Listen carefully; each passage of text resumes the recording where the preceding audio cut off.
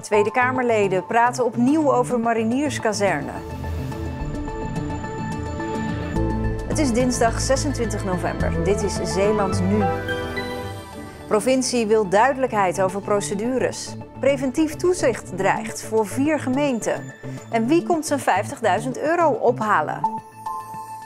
Dag dames en heren. De provincie Zeeland wil duidelijkheid over de procedures die nog moeten worden doorlopen voordat de marinierskazerne eindelijk kan worden gebouwd in Vlissingen. Vandaag vergaderen Tweede Kamerleden in Den Haag opnieuw over de kazerne. En in Den Haag is ook politiek verslaggever Marcel de Kranen. Ja, Marcel, weer praten dus, maar ondertussen lijkt er weinig te gebeuren. Ja, ondertussen is er nog geen steen op de andere gemetseld van die marinierskazerne. En het geduld begint bij Zeeuwse bestuurders toch echt wel een beetje op te raken na al die jaren. En voor iedereen is nu wel duidelijk, die marinierskazerne is echt een project van de hele lange adem. Het tijdschema voor de verhuizing van de marinierskazerne begint te dringen. Op 1 juli volgend jaar moet duidelijk zijn wie het bouwterrein mag gaan saneren. Dat zou eerst al medio dit jaar bekend zijn, maar die datum is dus met een jaar opgeschoven. De verhuizing van Doorn naar Vlissingen staat nu gepland voor 2024. Als het allemaal volgens planning verloopt, want de afgelopen jaren is er veel geschoven en uitgesteld. En de kans is groot dat de hele stikstofproblematiek weer voor uitstel zorgt. Michiel Adriaanszoon de Ruiterkazerne had eigenlijk al in 2017 open moeten zijn. Het besluit voor de verhuizing is genomen in 2012. Ja, Marcel, waar gaat het vandaag nou precies over? Nou ja, de Kamerleden hebben alle voors en tegens voor die verhuizing hebben ze inmiddels wel uitgewisseld. Ik heb in aanloop naar dit debat nog even gebeld met een aantal politieke partijen. En ik hoor eigenlijk weinig nieuwe geluiden. Wat nog wel speelt is de medezeggenschap. De medezeggenschap van de mariniers is nu aan het praten met Defensie over hoe die marinierskazerne in Vlissingen eruit moet gaan zien. Het kan zijn dat staatssecretaris Barbara Visser van Defensie daar iets over gaat zeggen. En ik vroeg eerder aan wethouder Albert Vader van Vlissingen wat hij op dat gebied verwacht. Ik hoop eerlijk gezegd dat wat ze belooft in die brief, namelijk dat dat in december afgerond moet zijn, dat dat ook echt gaat gebeuren. Of zal ze vragen om uitstel? Nou, dat hoop ik echt niet, want dat zou zo langzamerhand wel heel onfatsoenlijk worden. En als ik haar zo hoor en de brieven lees, dan denk ik ook niet dat er op dat onderwerp nog komt, maar dat er gewoon voortgang plaats moet vinden. Ja, de rotonde ligt er al, de voorbereidingen zijn al genomen. Dan denk ik, als ik dat zie, er moet ook een plan B zijn voor als het allemaal niet doorgaat. Is er een plan B en zo ja, wilt u me dat vertellen? Nou, gelukkig niet. Want we hebben natuurlijk afspraken gemaakt met het Rijk. Vanaf 2012 al, hè. Die kazerne die gaat in Vlissingen komen. En je ziet het hier inderdaad, hè. De rotonde is gerealiseerd. Het terrein hierachter is al gehuurd door Defensie, hè. Dus de kop van de buitenhaven. Maar stel nu dat het allemaal niet doorgaat, dan ligt dat er allemaal voor niks. Nee, zeker niet. Maar 1, het gaat gewoon door. Maar 2, we hebben hierachter natuurlijk ook bedrijventerrein Soeburg 2 gerealiseerd. Dus de combinatie van beide en de infrastructuur die nu aangelegd is, zorgen en voor een bedrijventerrein, een nieuwe toegang, een nieuwe stadsentree voor Vlissingen. En hier waar we nu eigenlijk staan, de entree voor de nieuwe marinierskazerne. Ja, Marcel, jij gaat het volgen daar in Den Haag. Wordt het een lange zit? Nou, die vergadering is een half uur geleden begonnen. Maar goed, het punt marinierskazerne staat wat later op de agenda. De cameraman en ik gaan zo naar binnen. En ja, als er nieuws is, dan is dat te lezen online op omroepzeeland.nl. Dankjewel.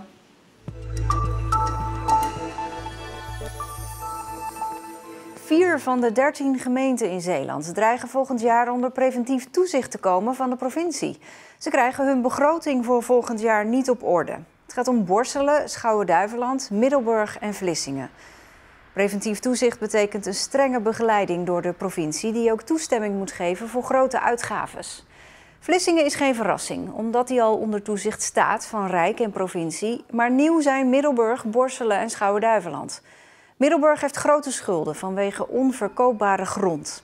Borselen en Schouwen-Duiveland wijten de tekorten aan jeugd- en ouderenzorg die de gemeentes nu zelf moeten betalen en die duurder uitvallen dan gedacht. Dat is een probleem waar alle gemeentes mee kampen. In totaal is er in Zeeland een tekort van €45 miljoen op de jeugd- en ouderenzorg. Dat schrijven de 13 Zeeuwse gemeentes vandaag in een brandbrief aan het Rijk. Sinds begin dit jaar wordt de kolencentrale in Vlissingen-Oost gesloopt. En deze week werd begonnen met het meest in het oog springende deel van de centrale, de kolentransportband. Die wordt in delen opgetild en weggehaald. Vanwege het energieakkoord afgesloten in 2013 is besloten om alle oude kolencentrales uit bedrijf te nemen per 1 januari 2016. De schoorsteen van de centrale zal in 2021 langzaam afgeknabbeld worden door een zogeheten betoncrusher. Opblazen is te gevaarlijk, zo vlak naast de kerncentrale. En in 2022 moet de hele kolencentrale verdwenen zijn. Opgelet, prijswinnaars gezocht. De staatsloterij is op zoek naar de winnaars van 5 auto's en een grote geldprijs. Het lot waar €50.000 op viel is gekocht bij de Primera in Vlissingen. We willen er alles aan doen om ervoor te zorgen dat mensen nog 1 keer in hun rommellaadje kijken, in hun portemonnee, tussen het oud papier, om dat winnende lot te zoeken. En om nog maar eens de aandacht te trekken stonden de cheque en de auto's vanmorgen in de Lange Zijlke in Vlissingen. Nou, dat was even een hijs zo op de vroege morgen. Ik heb bijna zelf het idee dat ik die €50.000 heb gewonnen. Inmiddels heeft een Zeeuw zich gemeld, maar het is nog niet bekend of hij echt de winnaar is.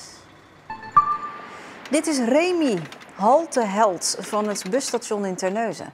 Dat ligt best een stukje buiten de stad en moet wat aangenamer worden voor reizigers. Nou, en daar is Remy voor. Van de service, hè? Ja. Halteheld houdt in dat je het busstation een beetje probeert op te fleuren. Eigenlijk, we komen nu de donkere maanden binnen, waardoor dat het sneller donker wordt en koud. Aan reizigers wordt gevraagd om suggesties te geven om het reizen vanuit Terneuzen aantrekkelijk te maken.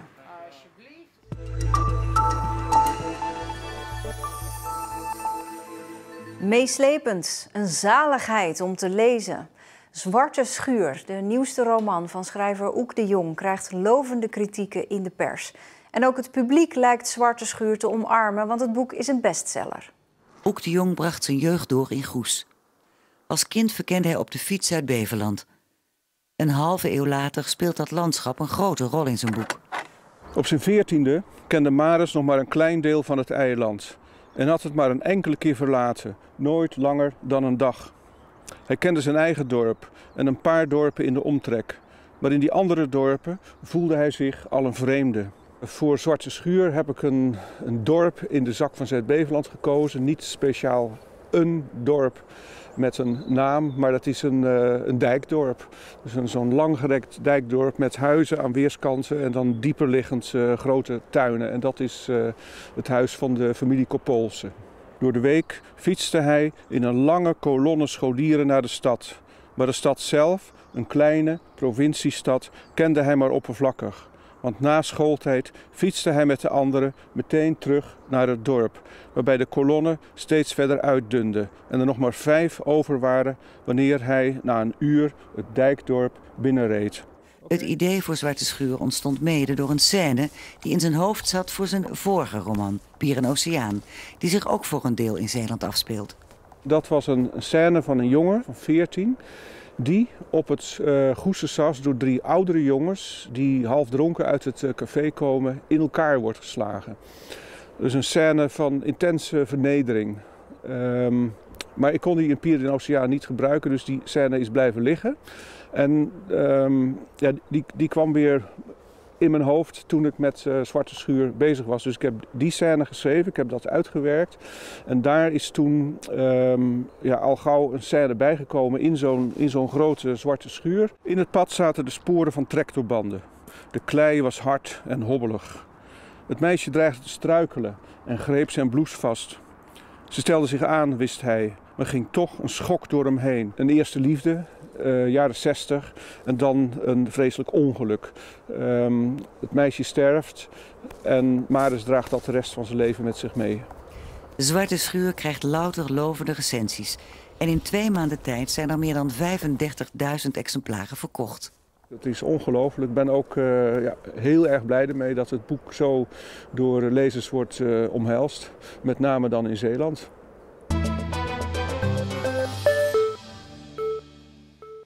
Tragel wil meer Spanjaarden naar Zeeland halen om vacatures op te vullen. De zorginstelling in Klingen maakt zelf al gebruik van Spaanse medewerkers en denkt dat het een oplossing is voor meer bedrijven en instellingen in de provincie.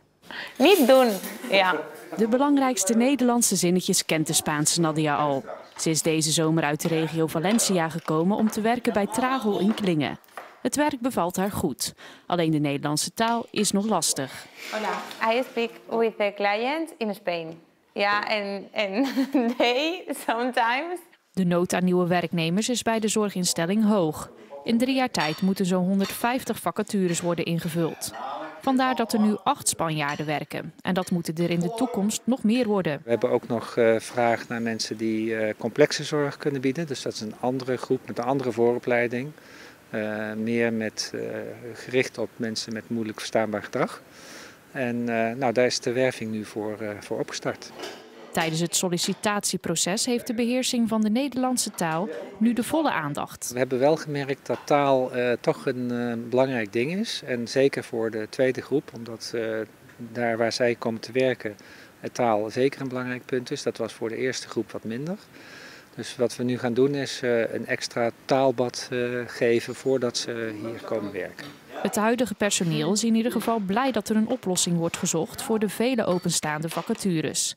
Het maakt niet uit waar de nieuwe collega's vandaan komen. Ja, ze doet het werk gewoon heel goed. En dat is het belangrijkste, heel lief tegen de cliënten.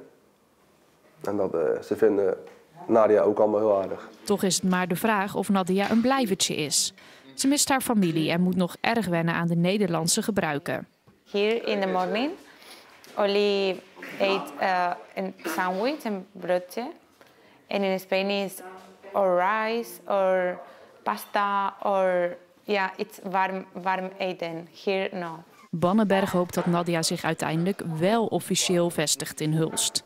Ook kijkt hij met andere Zeeuwse bedrijven of ze een nauwere samenwerking met Spanje kunnen aangaan. Met name met de regio Valencia, waar veel jeugdwerkloosheid is. Wij hopen dat andere bedrijven ook mee gaan doen. Want het is natuurlijk niet alleen in de zorg dat er tekorten zijn. Het is ook bij andere bedrijven. Dus we hopen dat het een breder draagvlak krijgt in de toekomst. Voor de bedrijven die nog twijfelen, de nieuwe medewerkers zijn ook erg handig om een woordje Spaans van te leren. ¿Qué pasa? Ja, meer woorden dat heb ik nog niet onder de knie.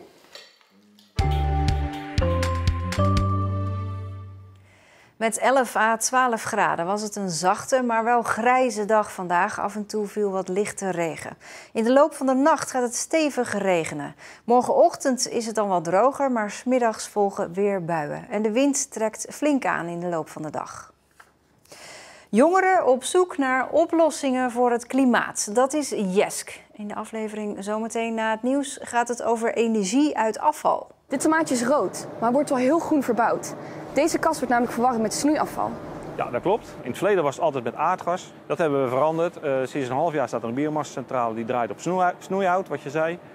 En die CO2 daar vandaan komt hier naartoe en ook de warmte. En daardoor staat dit keurige gewas zo heerlijk te groeien. Ja, dat is nu. En daarna het weerbericht met Jordi Huurne. Ik wens u een hele fijne avond. Dag!